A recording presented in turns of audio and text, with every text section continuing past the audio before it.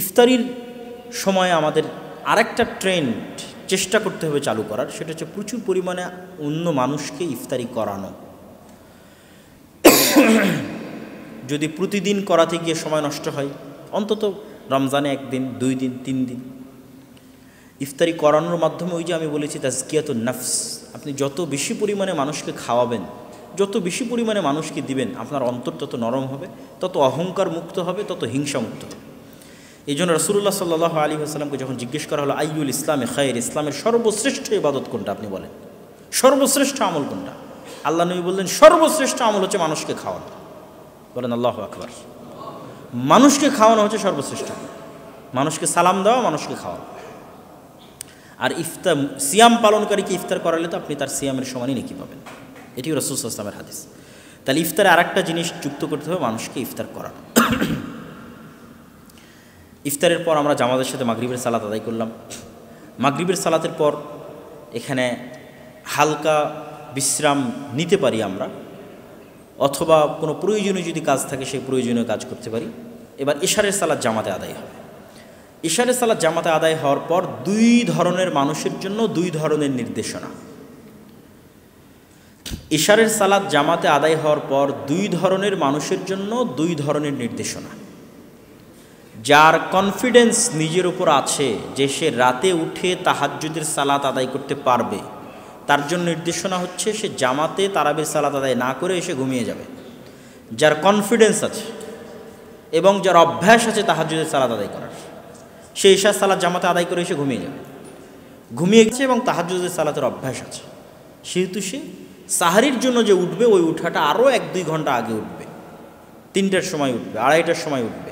উঠে সে মূলত রাতের সালাত শুরু করবে, কিয়ামুল লাইল, যেটাকে আমরা তারাবি বলছি, যেটাকে আমরা তাহাজ্জুদ বলছি। একাই নির্জন ঘরে সে আল্লাহ সুবহানাহু ওয়া তাআলার ইবাদত করবে, আল্লাহ সুবহানাহু ওয়া তাআলার কোরআন পড়বে, আল্লাহ সুবহানাহু ওয়া তাআলার কাছে নিজের গুনাহের জন্য কাঁদবে অঝোর ধারায়, এবং কাদার মাধ্যমে নিজের অন্তরকে হালকা করবে, নিজের অন্তরকে রিফ্রেশ করবে, নিজের অন্তরের কথা এটি শুনে দেখবে, তার রুহের কষ্ট শুনে দেখবে সে কত জুলম করেছে তার রুহের উপর। ইন্নী যালামতু নাফসি যুলমান কাসীরা, অনেক জুলম করেছি আমরা, কিন্তু কোনোদিন কিন্তু আমাদের রুহকে আমরা টাইম দিইনি। কেন? আমরা কানেক্টেড আছি সোসাইটির সাথে, বন্ধু বান্ধবের সাথে, আত্মীয় স্বজনের সাথে, মোবাইলের সাথে। কিন্তু যখনই রাতে নির্জনে একাই উঠব এবং আল্লাহ সুবহানাহু ওয়া তাআলার কাছে দোয়া করব, দোয়া করতে হবে, দোয়া পাওয়ার তৈরি করে। আপনাকে দোয়াতে চাইতে হবে যে হে আল্লাহ, রমজান আপনি আমাকে পরিপূর্ণভাবে আপনার সাথে থাকার তৌফিক দেন, আপনি আপনার রহমত থেকে আমাকে বিতাড়িত করিয়েন না, আপনি আমাকে অভিশপ্তদের অন্তর্ভুক্ত করিয়েন না, আপনার থেকে দূরে রাখিয়েন না, আপনার সাথে যেন কানেক্টেড থাকতে পারি সেই তৌফিক দান করে। এই দোয়াগুলো যখন মানুষ করবে, এগুলোর প্রভাব তৈরি হয় অন্তরে। অতএব দোয়া করতে হবে। আর যদি আপনার নিজের উপর কনফিডেন্স না থাকে, অভ্যাস না থাকে যে আমি ঘুমিয়ে গেলে তো আর উঠতে পারবো না, তবে অবশ্যই এটারও একটা চ্যালেঞ্জ আমাদের নেওয়া উচিত। রাতের সালাত রাতে জেগে উঠে আদায় করার চেষ্টা করতে করতে অভ্যাসে তৈরি হয়। তারপরেও যদি মনে হয় না হচ্ছে না, তাহলে অবশ্যই জামাতের সাথে তারাবির সালাত আদায় করবেন, জামাতের সাথে তারাবির সালাত আদায় করবেন, এবং তারাবির সালাতের মধ্যে, তারাবির সালাতের শেষে একটু দোয়া করার, নিজে একাই ব্যক্তিগতভাবে আল্লাহ সুবহানাহু ওয়া তাআলার সাথে কথা বলার অভ্যাস তৈরি করতে হবে। এবং যখনই আপনি একাই আল্লাহ সুবহানাহু ওয়া তাআলার সাথে কথা বলা শুরু করবেন, আপনি আপনার অন্তরে ব্যাপক পরিবর্তন দেখতে পাবেন। দোয়া না করাটাও একটা অনেক বড় অহংকার, দোয়া না করাটাও আল্লাহর রহমত থেকে দূরে চলে যাওয়ার আলামত, যে আল্লাহ আপনাকে দোয়া করারই তৌফিক দেয় না, তো আপনি কিসের মুসলমান? আপনি হতভাগা। তাহলে আমরা কি বললাম?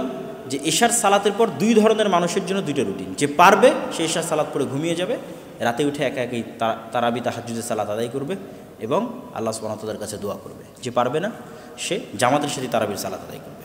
আর মূল সময় হচ্ছে ফজরের পর থেকে নিয়ে সূর্য ওঠা পর্যন্ত, আসরের পর থেকে নিয়ে ইফতারি পর্যন্ত। এই 2টার সময় আমাদের জিকির আজকার এবং কোরআন তেলাওয়াতের জন্য সীমাবদ্ধ রাখতে হবে, জ্ঞান অর্জনের জন্য সীমাবদ্ধ রাখতে হবে। আল্লাহ সুবহানাহু ওয়া তাআলা আমাদের এই পুরো রমজানকে প্রোডাক্টিভভাবে অতিক্রম করার তৌফিক দান করুক, আল্লাহুম্মা আমিন। আমাদের সবাই মুকাফফিরাতুন লিমা বাইনাহুন্না ইযা ইজতানাবাল কাবায়ের।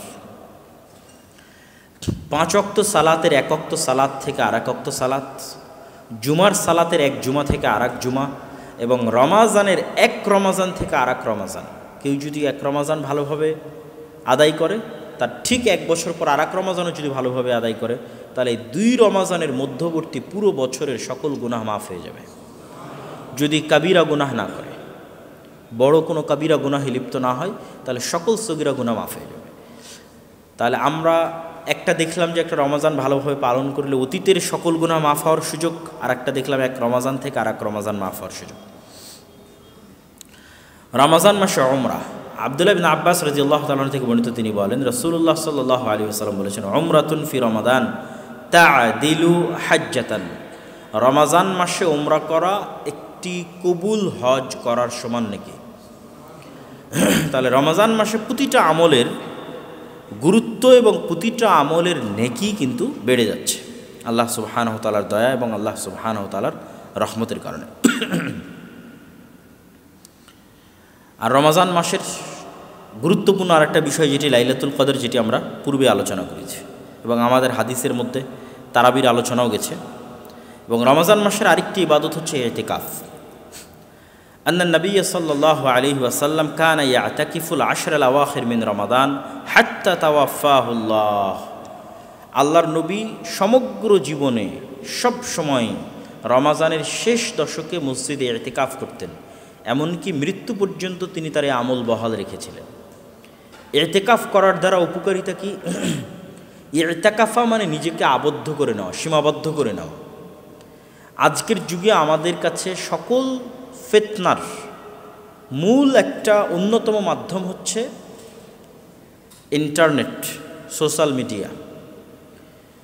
কেউ যদি ইতিকাফে যায় মসজিদে, কিন্তু সে মোবাইলের ইন্টারনেটের সাথে কানেক্টেড, ফেসবুকের সাথে কানেক্টেড, টুইটারের সাথে কানেক্টেড, তাহলে সে কি ইতিকাফে আছে? ইতিকাফে নাই। কেন? সে তো চায়ের স্টলে আসে, চায়ের আড্ডায় আছে। এটা তো আধুনিক চায়ের স্টল, যেখানে আড্ডা হচ্ছে ভার্চুয়ালি। তাহলে সে তখনই ইতিকাফের ওই ফিলটা পাবে। এটা হচ্ছে একটা ডিটক্সিং সিস্টেম, যে আপনি সমগ্র বছর ফোন সহিত ছিলেন, ইন্টারনেটের সাথেই তো ছিলেন, সোশ্যাল মিডিয়ার সাথেই তো ছিলেন। একটু ডিটক্স হন, ফোন থেকে ডিসকানেক্টেড অবস্থায়, দুনিয়া থেকে ডিসকানেক্টেড অবস্থায় 10টা দিন আল্লাহর কোরআন, আল্লাহর নবীর হাদিস, আল্লাহর ইবাদত, রাত্রের ইবাদত, এটি সহ 10টা দিন মসজিদে কাটিয়ে দেখেন। তাহলে আপনি বাস্তব জগতে ফিরে আসবেন, প্রকৃত ফিলিংস পাবেন, জীবনের ফিলিংস এবং আল্লাহ সুবহানাহু ওয়া তাআলার ইবাদতের ফিলিংস। এটার সুযোগ রমজান মাসে আছে, আমাদের নবী মুহাম্মদ সাল্লাল্লাহু আলাইহি ওয়াসাল্লাম করতেন।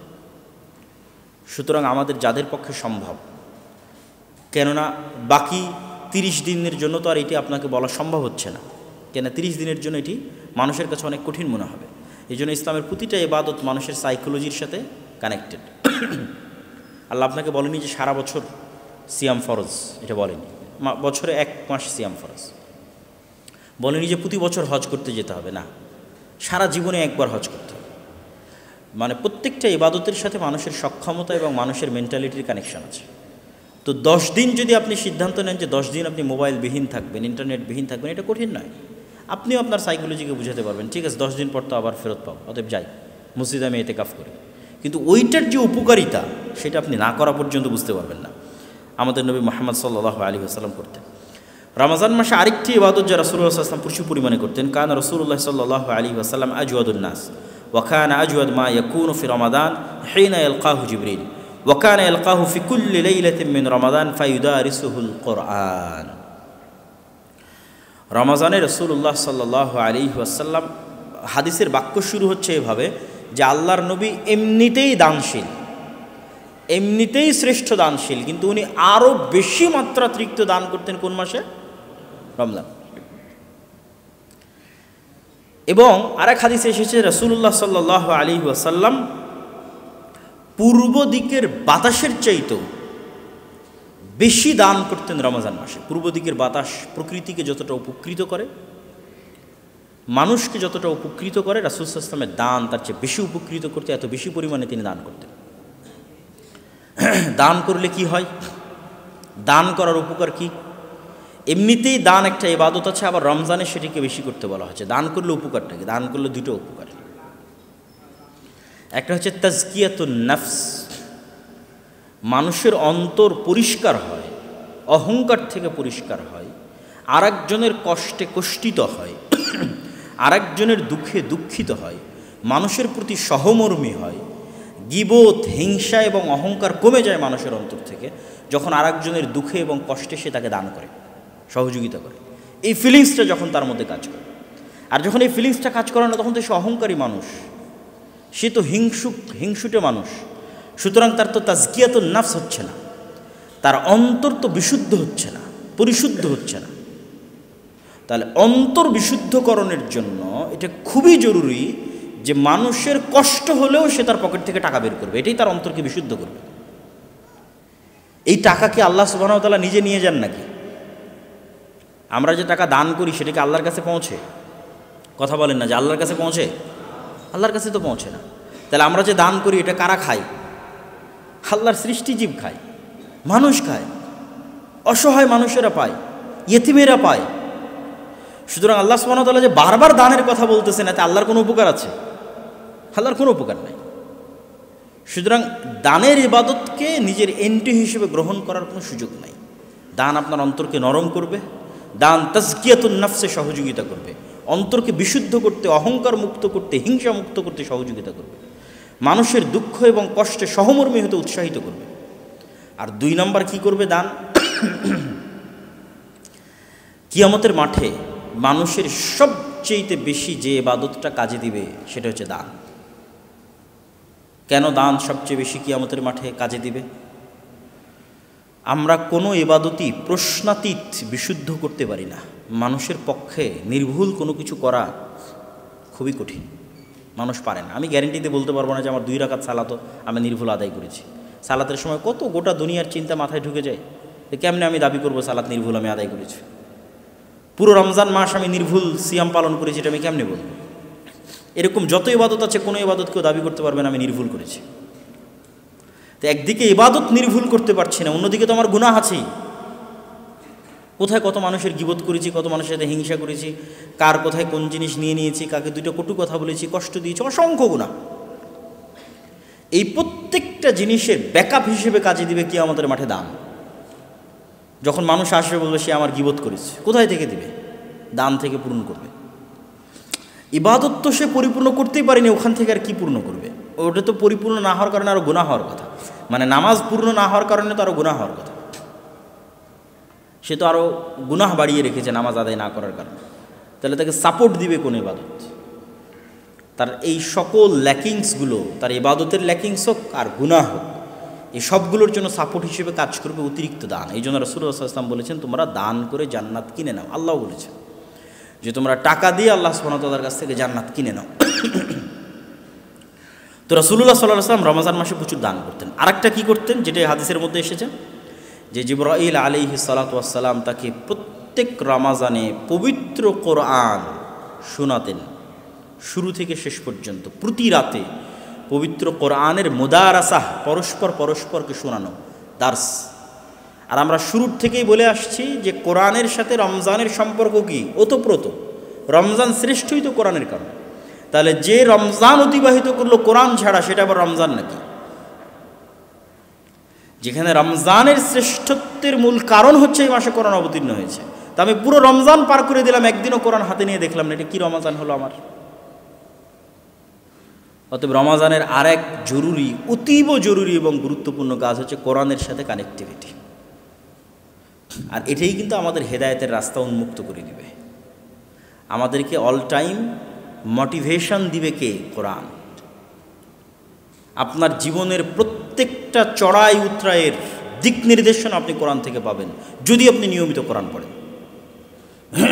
কোরআনকে আল্লাহ সুবহানাহু ওয়া তাআলা ওভাবেই সাজিয়েছে, কোনো না কোনো কিছু আপনার সাথে রিলেট করবে, কানেক্ট করবে। ওটা আপনি অটোমেটিক বুঝতে পারবেন, যে মনে হবে এই কথাটা আল্লাহ সুবহানাহু ওয়া তাআলা আমাকে এই সিচুয়েশনে আমাকেই বলতেছে, এটা আমার সিচুয়েশনের সাথে পরিপূর্ণ মিলে গেছে। তো আপনার জীবনের প্রত্যেকটা চড়াই এবং উতরায়ে কোরআন আপনাকে সঠিক পথ প্রদর্শনকারী হিসেবে কাজ করবে। এই জন্য মুসলমান কখনো কোরআন না শিখে মৃত্যুবরণ করতে পারে না, তাহলে সে নিজেকে মুসলমানই দাবি করতে পারে না। যে মুসলমান কোরআন না শিখে, কোরআন না পড়ে দুনিয়া থেকে বিদায় নিয়েছে, সে নিজেকে মুসলমান দাবি করতে পারে না। আপনি কি উত্তর দিবেন যেখানে আপনি সকল কিছু করার সুযোগ পেয়েছেন, কোরআন শেখার সুযোগ পাননি?